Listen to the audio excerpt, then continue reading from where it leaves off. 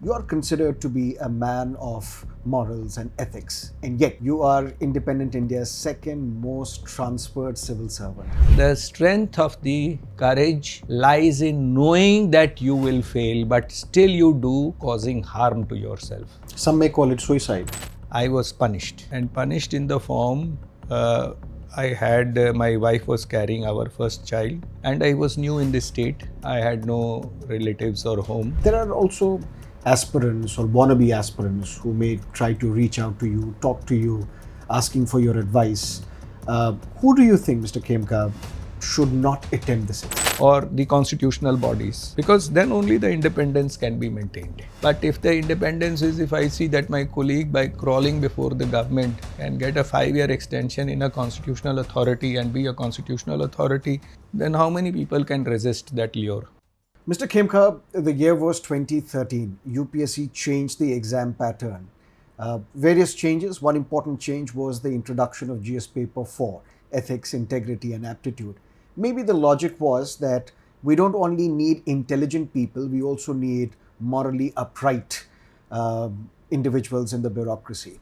You are considered to be a man of morals and ethics, and yet you are independent India's second most transferred civil servant. How do you persuade an aspiring civil servant to pursue a career in bureaucracy when you were the most transferred civil servant? It may be discouraging to a lot of people. Sarmad, the requirement in the civil service is not the most intelligent person to be inducted into the civil services. It is an ethical and moral person with integrity and courage. So the single most important factor which we need in the civil services to bring a change in our society and system, I emphasize emphatically, is courage.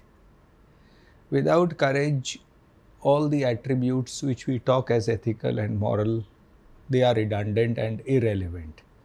They are not required or they won't make any change.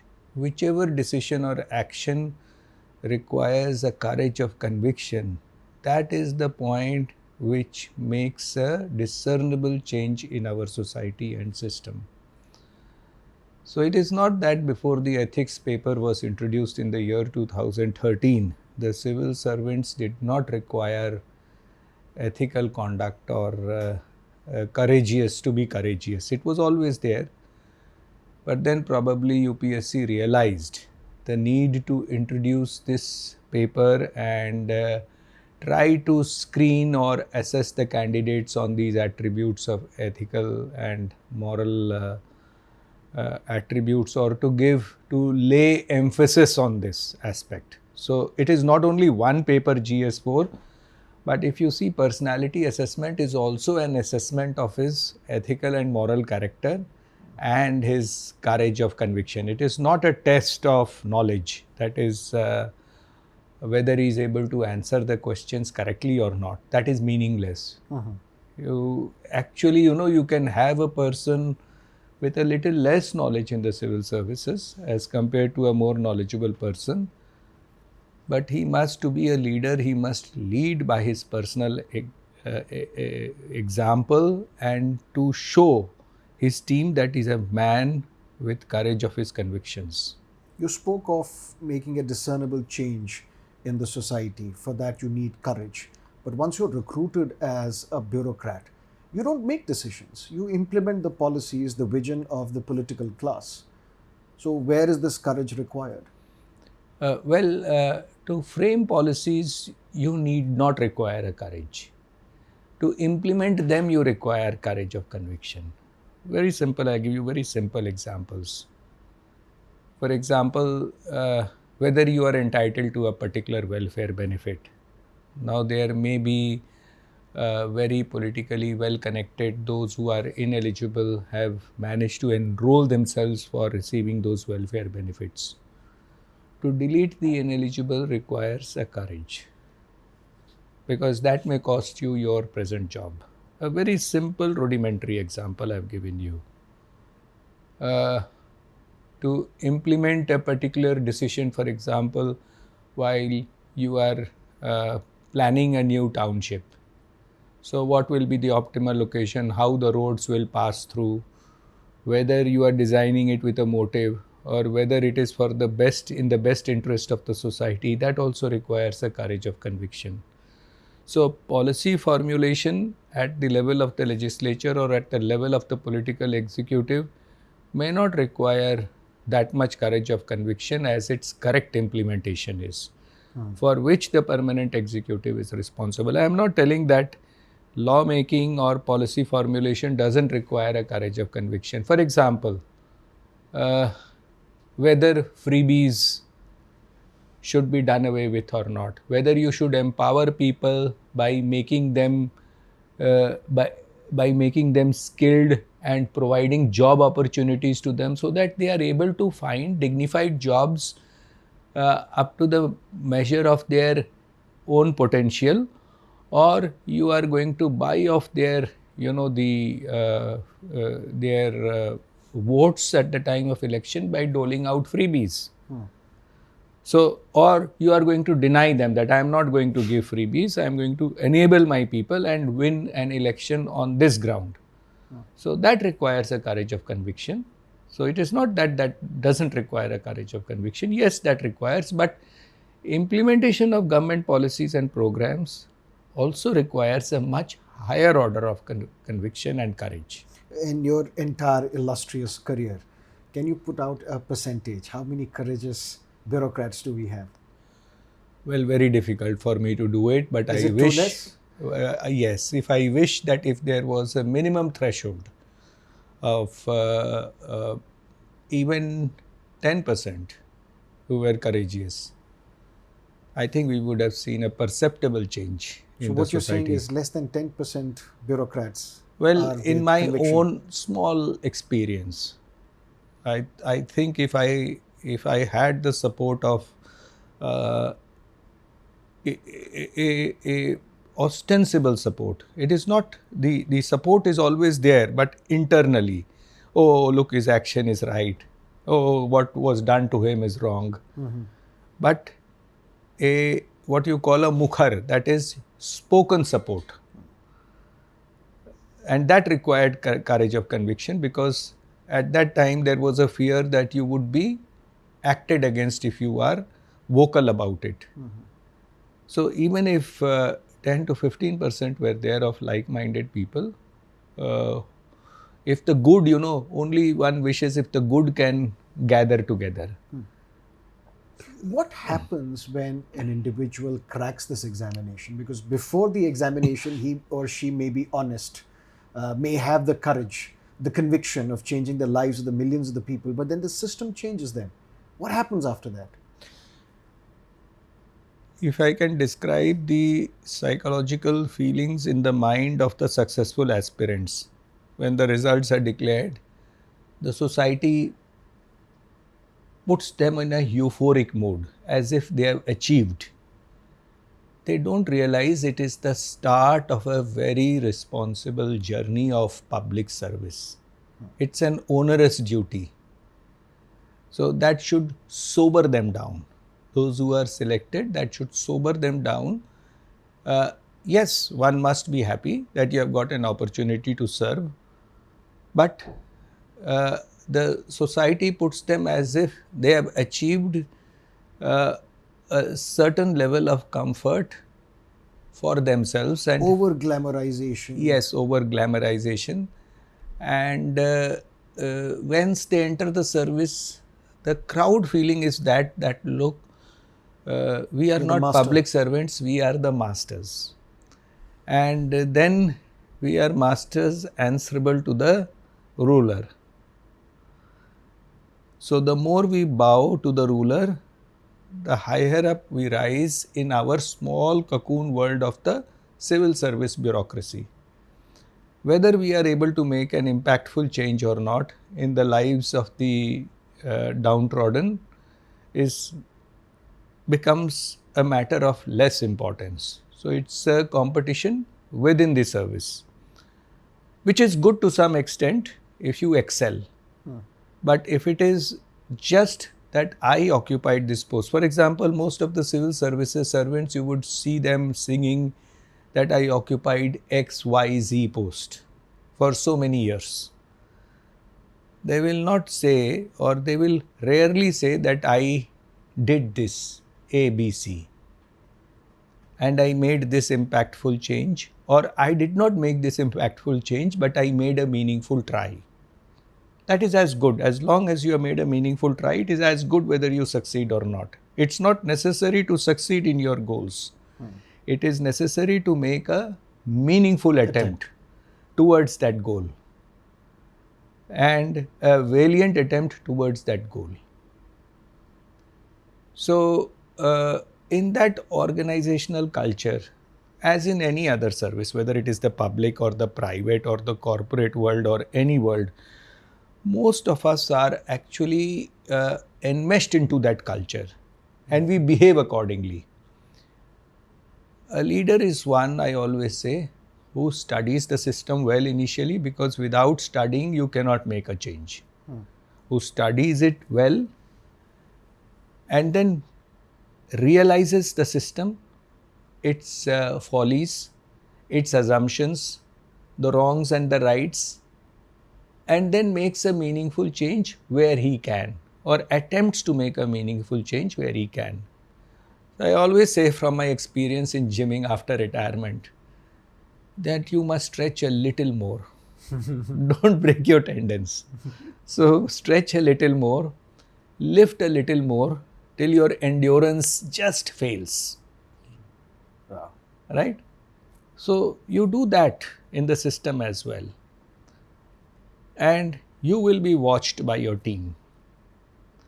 And if you have the necessary, the threshold around you, you will make a change. Otherwise, you won't be able to make a change. But at the same time, I always say, the strength of the courage lies in knowing that you will fail, but still you do, causing harm to yourself. Because that is the correct direction. If I know I will succeed and I walk down that path. Some may call it suicide. Well, maybe. But knowing that you will not succeed, but making that little effort towards that goal. Your personal anecdotes, Mr. Khemka, in your professional life, which you're proud of, that this is something that I've done and I'm proud of it. I made the change in the lives of the people. It is a little embarrassing for me to recite those anecdotes. I don't want you to. There are a few of them where I. Your exposés of corruption? No, not exposés of corruption really, but the resistance to the topmost authority. Without taking names. Those are moments when which you go to sleep, maybe you relive those moments and you feel content that yes, at least I've done this much. It's a feeling of resisting something a that wrong, humanizes you. A resistance to a wrong. I always say, that's much better than doing something when I different. was a child, so some bullies would slap me. At times I would go home crying that I was beaten up by a bully. Then my father said one day, don't come crying to me.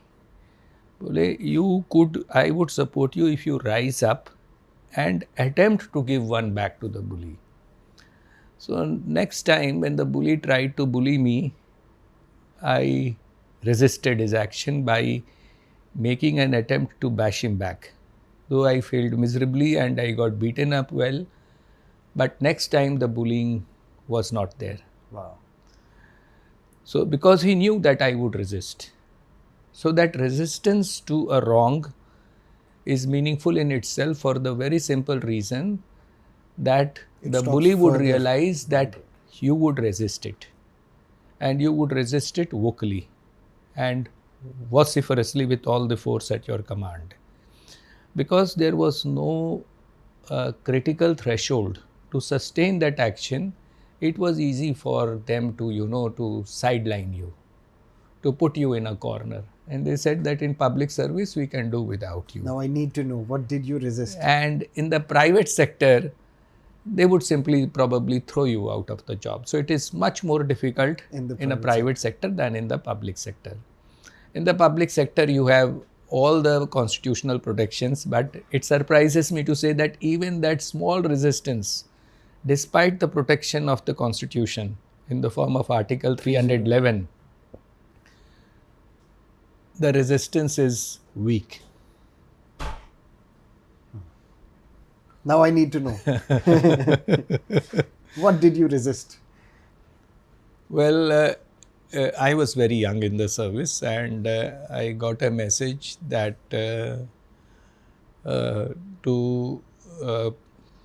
one has to collect a crowd for the celebration of the rally of the then Prime Minister in Delhi, and also to arrange for their logistics. I had told no. The matter went to the reported to the topmost authority, and there in hindsight I realized that how weak that authority was, because that organization of the rally could have been done even with a single no, but it didn't take the humiliation of that resistance of a no. I was punished, and punished in the form I had, my wife was carrying our first child, and I was new in the state. I had no relatives or home, and probably in my living memory of the service, the 35 odd years I served, I was the only IAS officer who was brought as the under secretary in the secretariat. No other IAS officer in the 35 years that I was in the state was posted as the, yes, so humiliating. And then so that was the first of the series of transfers. Then people calling that that you couldn't be successful to retain this post also, right? So at that age, when the systems processes were new to me, and there was no official accommodation, no transport as it is now available, everywhere resources have increased.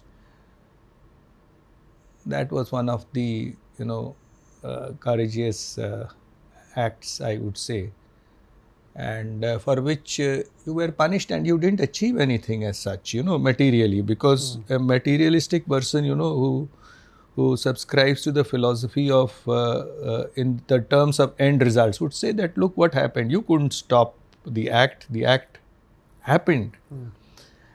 But yes, I exposed that yes, resistance had its effect. A person who was under secretary and the topmost man could not take no from him. He didn't have the large heart to excuse it.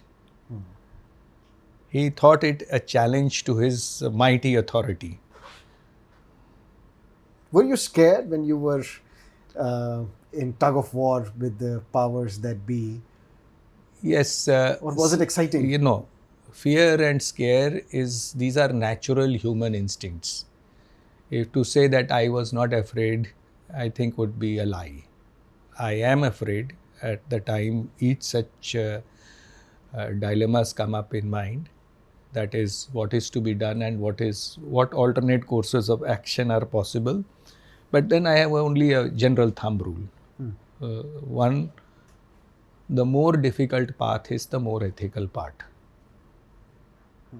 Where I am inclined to find excuses for an action is the more ethical part. And the second is the sunshine test. Suppose if I am to say in the open, in a crowd, I did this, would my children be proud of me? That their father did this? Or would you be proud of it? Yes, would I take pride in telling this openly, that I was confronted with this situation and I did this? For somebody who is watching you right now, would you advise him or her that you be part of bureaucracy, and should you wish to change the system, you can do that? Or is it wishful thinking? No, you shouldn't join the service with the wishful thinking that you would change the system. Changing the system is difficult, but making an attempt is itself a noble act, even knowing that this would not lead to any meaningful change. Because I'm sure if a critical threshold of like-minded persons act likewise, and God willing, a day will come when such things happen, then the systems would improve. Then the life of citizens would become easier, as most of the services and processes would become very predictable in nature. So you do this, you will get this. You don't do this, you won't get this. Right? So life would become predictable, and people would then aspire for more meaningful occupations of spending their lives. Can we bring in the element of AI into this decision making and minimize the arbitrariness of the government? Well, AI is a new territory, and And you would be a better position to answer this because you are also from IIT Kharagpur. yes, no, but you see, AI replicates the on given data sets the rules which humans make to make their decisions in the past. So, it's a misnomer to say that it is artificial intelligence. It's again a formal system with certain data sets and certain rules. So, it does it, and it does it efficiently using some heuristics, so that the search processes are not are more robust. Yes, AI has a large number of applications in the future in government systems, which will improve decision making, and which will also help to reduce arbitrary actions of the administration, and help improve processes. But how AI will be introduced in the government is a thing which has to be closely watched in the future. It's not about what are the decisions that you've taken in the past, because sometimes you take decisions but on the oral advice of the minister, but the written advice has to be something different. This is something which was elaborated by the Supreme Court in, if I remember it correctly, TSR Subramaniam 2013 Yes, case. 2013. So the conduct rule says like this, that you may abide by the oral orders of your superiors, but those orders, if they must be reduced in writing later on. So there is a dilemma sometimes created in the public service. You get an oral order which you think may not conform to constitutional principles of morality. The correct course is to ask the superior to reduce those orders in writing. And in the hierarchical system, once the orders are reduced in writing, you have to obey, unless they are patently illegal. But why would somebody issue an order which is blatantly illegal? Well, then that requires a courage to say no. You cannot abide by an oral order unless they are reduced in writing. And the earlier example I told you, so that was a telephonic call by the superior to organize the logistics for the crowd and to arrange for the crowds, Obviously, because transport you can't and reduce logistics. it to writing. So I told him that it cannot be done. So he said, give it to me in writing. I said, give your orders in writing. I will communicate it in writing back. So then the complaint went to the topmost authority in the state. And then the action followed. So in such cases where you are in a dilemma, whether this is constitutionally proper or not, or lawfully proper or not, or ethically proper or not, then you can insist on the order being given in writing. There are also aspirants or wannabe aspirants who may try to reach out to you, talk to you, asking for your advice. Who do you think, Mr. Khemka, should not attempt this exam? This is not the exam for you. Stay away. I think it's a very hard question to answer. Today, 6 lakh aspirants are trying for this exam, and the success ratio is 1 in 600. So, 599 are not succeeding. So, whether all 6 lakh applicants are the right persons for the job, but they are aspiring to join the civil services. Now, who should not aspire for this job? I think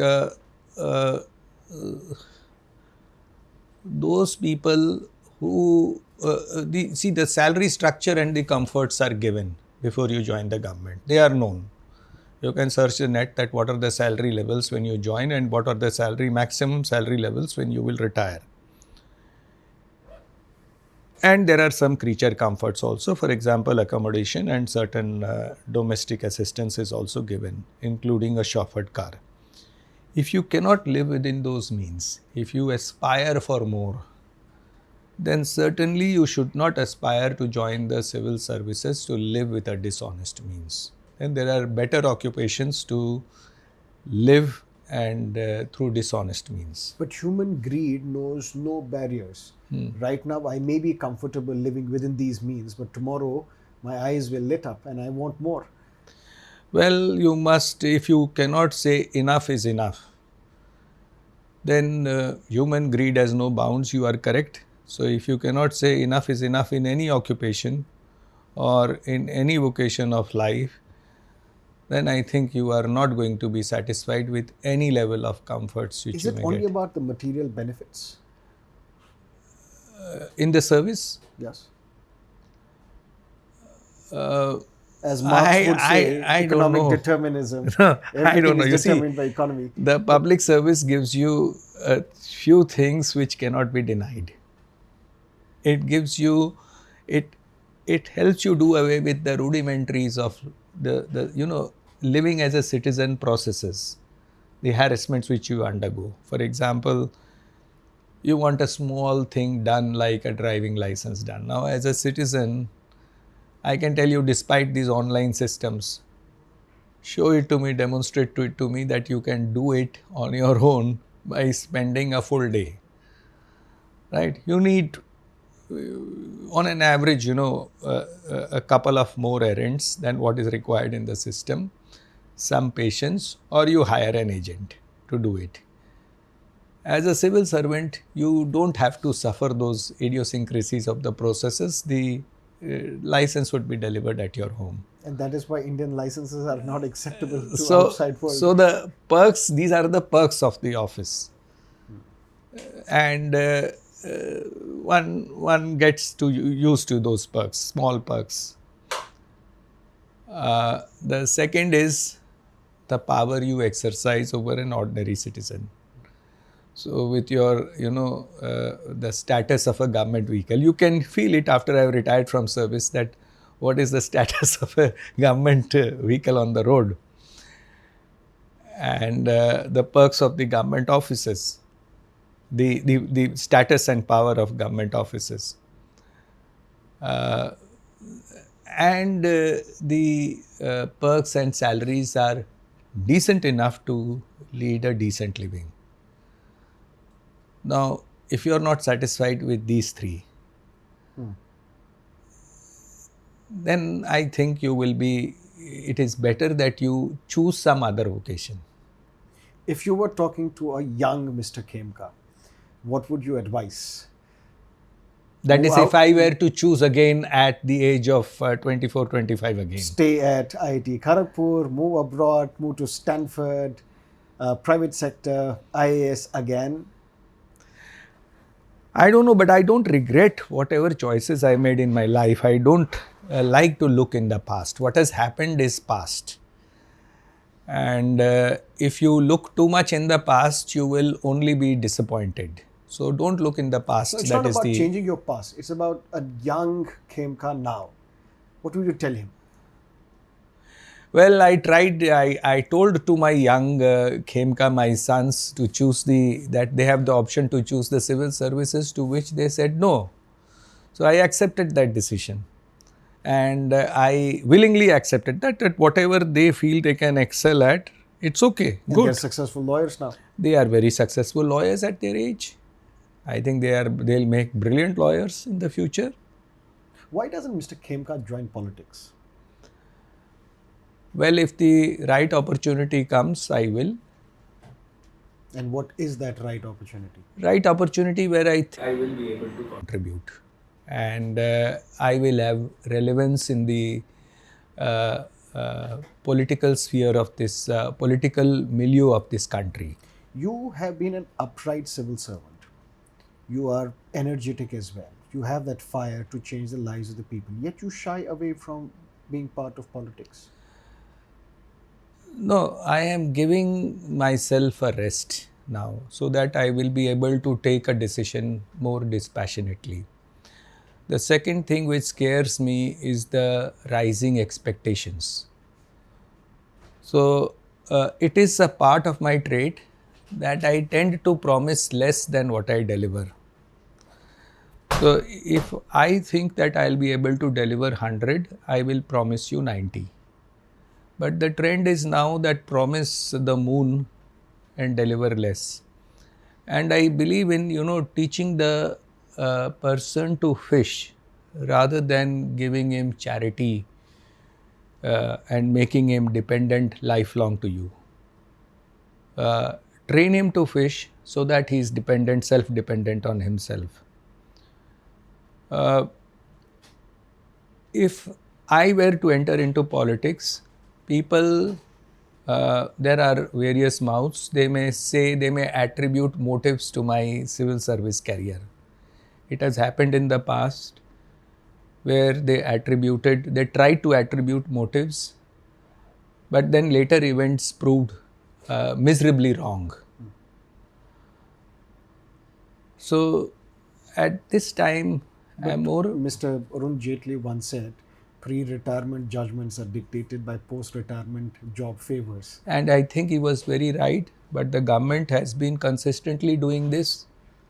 I think there should be a uniform retirement age, whether it is 60, 62, 65, And somebody then a wants... mandatory cooling off period?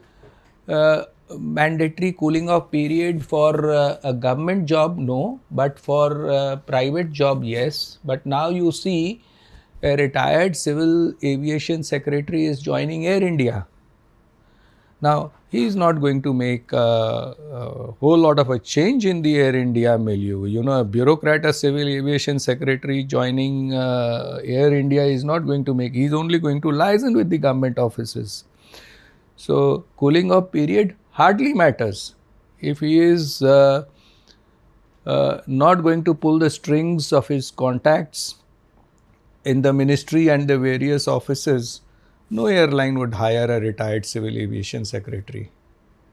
So, whether there is a cooling off period or not, there is a distinct conflict of interest when a bureaucrat joins a corporate sector. If that conflict of interest exists, then there should be a firm no. Ethically, the decision should come from you within. Right? Because he is getting a handsome pension. We get 50% of the last pay. So, which is a handsome pension because there are no liabilities after retirement. It is only the children are grown up usually. And most of them have a accommodation for themselves. So, the liability is minimum and 50% pay is good enough to leave. And you can do your private professions, whatever you are good at, you can continue earning it. So, cooling off period is not relevant if there is a conflict of interest involved or if you are going to use your former contacts to pull strings. So, there is no cooling off period required there, but I am talking of re-employment within the government. So, re-employment within the government also should not exist because people then towards the fag end of their tenures tend to crawl in the lure of getting a post-retirement sinecure. So, my prescription is simply please keep a uniform age, whether it is 62, 65, no extensions, no re-employments, everybody's service ends at that tenure. If he is unfit, he should be removed before that or prematurely retired. Medically or otherwise, if he is not fit, premature retire them. And whether he wants to join a tribunal or whether he wants to join any other independent office, that should be before that cutoff age. He can be this policy is existing for the public sector. So if you want to join, say from your jump to a public sector undertaking like BHEL or Coal India or ONGC, so you quit the government and your tenure is till your age of superannuation only. So there is a minimum 2 years of service should be left before you can apply to these positions. So 2 years or 3 years, whatever the period is there. So you can apply, you can join that organization, but then you have to quit government. So the same formula should apply for the tribunals or the constitutional bodies, because then only the independence can be maintained. But if the independence is, if I see that my colleague by crawling before the government can get a 5-year extension in a constitutional authority and be a constitutional authority, then how many people can resist that lure? You were talking about the constitutional provisions which protect a civil servant, Article 311. There is also a provision there that you can be dismissed from your service even without an inquiry. No. That is, those clauses are there. That is, if it is for the sovereignty issues are there, or those clauses are there, those specific, or it is not expedient to conduct an inquiry. Yes. For example, I guess in the case of a police officer in Punjab or Gujarat, they were held to be aiding and abetting the terrorist activities or the narcotics smuggling. So where it was not expedient to hold inquiry. So there the governor or the president, whatever the case may be, held it to be so and dismissed him from the job. So those are very rare cases. So these are the exceptions that did not occur to you when you were taking the government head on? No, but that didn't apply. Those exceptions didn't apply at that time. But it's not hard and fast as well that it must apply only when sovereignty is so. Well, those are the risks and those are the fears and scares. Ki sometimes wrong action may follow, hounding and witch hunting, and it's not that I didn't face that. I faced it, the witch hunting and the roving inquiries. So, but those are the risks you have to take. If those risks are not there, then your action is not courageous. Mr. Khemka, what do you think of our judiciary as a responsible former bureaucrat and a responsible citizen now? How do you think judiciary is working? We saw recently judiciary banned an NCRT book because it spoke about corruption in judiciary. Well, let me evade that question. It's not proper for me as a retired civil servant to comment on the functioning of the judiciary. It is the third aspect of the government, third limb of the government, and not fair for me to make a remark on the institution. You are a citizen. I am, but I was also a former civil servant. So I was a part of the executive. So there are processes within the judiciary to self-correct, and the process of impeachment is there by the parliament as per the constitutional provisions. Which till date no judge of the Supreme Court or High Court has ever been removed. Well, those provisions are there. Whether it has been done or not, it's a second aspect, and no institution can be perfect. And there is a need of maybe some kind of self-improvement. For example, the present Chief Justice said that the institution is for the poor and the people not so well off.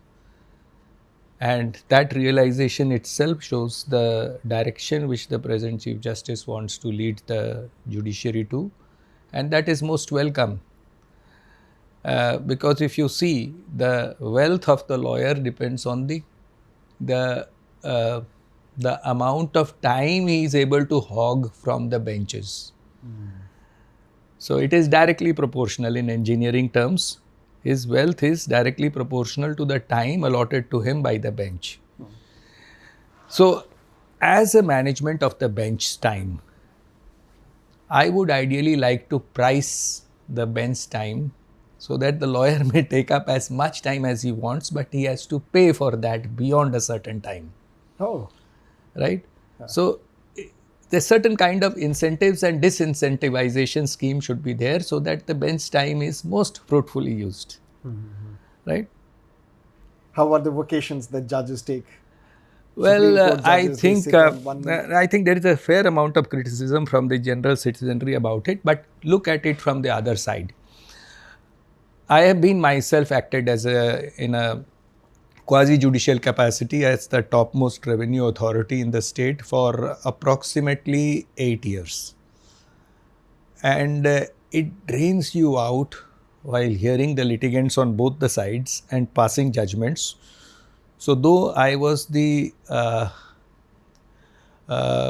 best adjudicator in terms of output in my state, to decide 5 cases in a day would take the energy out of me, and then I would say, stop it. Now I need a cup of tea after 5 adjudications and writing those 5 judgments in a single day sitting. Most of the courts, constitutional courts, have rosters running into hundreds of cases in a day. So, a day's work in the judiciary is very tiring. You may be writing your own judgments, but we've also heard that most of the judges, they don't write their judgments. Well, I won't be able to hazard any guess there without the first-hand knowledge of the things. But it is very tiring. You're deliberately trying not to answer. No, it's very tiring. That it is. The vacation is a kind of, I would say, needed, but it could be curtailed. But judges also work on vacation days. So rosters are placed even on vacation benches to deal with urgent hearings. Right. But at the same time, I do agree to that fair criticism that sometimes very senior lawyers are apportioned more time than what they should require.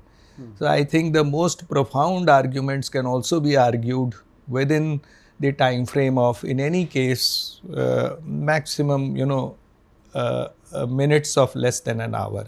It should not take days after days after days of argument. And then now we are having a lot of reviews. So the judgments which have been penned down, they are reviewed, and then another set of wisdom comes and dawns upon. So